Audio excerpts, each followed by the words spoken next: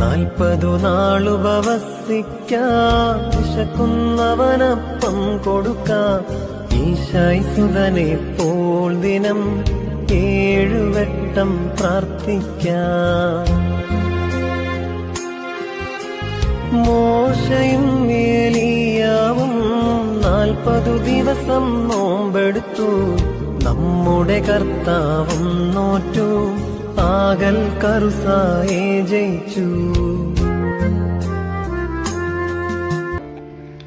ദൈവ തിരുനാമം മഹത്വപ്പെടട്ടെ. നാം കുഞ്ഞുനാളിൽ നമ്മുടെ നാവിൽ ഉരുവിട്ട ആദ്യത്തെ സങ്കീർത്തനം 23-ാം സങ്കീർത്തനം.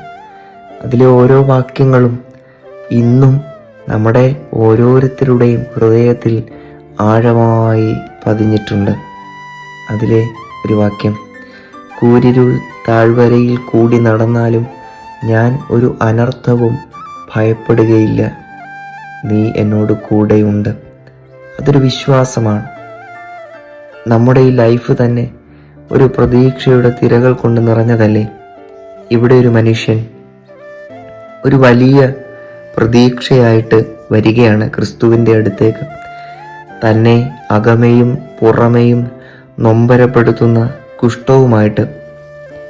അവൻ്റെ പ്രതീക്ഷ അവൻ കേട്ടറിഞ്ഞ ധാരാളം അത്ഭുതങ്ങൾ ചെയ്ത ക്രിസ്തു എന്ന രക്ഷിതാവ് അവനെ സൗഖ്യമാക്കും എന്നാണ്.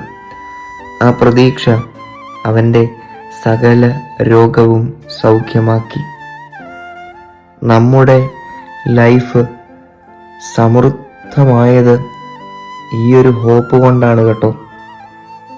നമ്മുടെ ജീവിതത്തിൻ്റെ വഴിത്താരകളിലേക്ക്, ഇന്നലകളിലേക്ക് നമ്മളൊന്ന് തിരിഞ്ഞു നോക്കുമ്പോൾ നമ്മൾ വീണുപോയ ഇടങ്ങളിൽ നിന്ന്, തകർന്നുപോയ സാഹചര്യത്തിൽ നിന്ന്, കണ്ണുനീരൊഴുക്കിയ നിലവിളിച്ച സാഹചര്യത്തിൽ നിന്ന് ദൈവം തമ്പുരാൻ അവൻ്റെ കൈപിടിച്ച് അത്ഭുതകരമായിട്ട് നമ്മളെ ഇന്ന് ഉയർത്തിയിട്ടുണ്ട്. എത്ര കരുതലോടെയാണ് നമ്മുടെ കർത്താവ് നമ്മെ ഇവിടെ എത്തിച്ചത്. ലൈഫിൽ ചില സങ്കടങ്ങൾ നമ്മെ തളർത്തുമ്പോൾ ഈ ഒരു ഹോപ്പ് മതി നമ്മുടെ ജീവിതത്തിൽ വലിയ ചേഞ്ച് ഉണ്ടാക്കാൻ. ദൈവം നമ്മളെ കൈവിടില്ല. ദൈവം അനുഗ്രഹിക്കട്ടെ.